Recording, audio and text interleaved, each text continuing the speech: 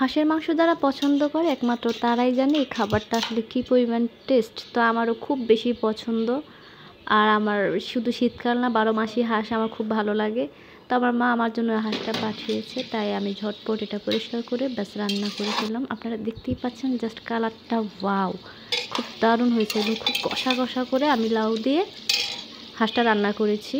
আর লাউ দিয়ে যারা খেয়েছেন অবশ্যই জানেন যে টেস্ট কেমন। মাশাআল্লাহ খুবই ভালো হয়েছে খেতে।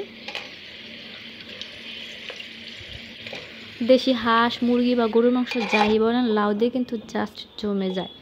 তো আমি আজকে লাউ দিয়ে রান্না করেছি অ্যান্ড আমি খুবই তৃপ্তি করে এটা খেয়েছি। আপনারা বাসায় অবশ্যই ট্রাই করবেন। একদম সব ধরনের মশলা দিয়ে আমি খুব সুন্দর করে প্রেশার কুকারে তরকারিটা রান্না করে নিয়েছি। আর এরপর দেখতেই পাচ্ছেন আমার তরকারির কি সুন্দর টেক্সচার এসেছে, কালারটা জাস্ট ওয়াও, একদম দেখলেই খেতে ইচ্ছে করে, খুবই লোভনীয় হয়েছে। তো আজকে আমার ব্লগটা এই পর্যন্তই। আপনারা সবাই আমার পাশে থাকবেন, লাইক করবেন, শেয়ার করবেন এবং অবশ্যই আমার পাশে থাকবেন। ধন্যবাদ সবাইকে, টাটা।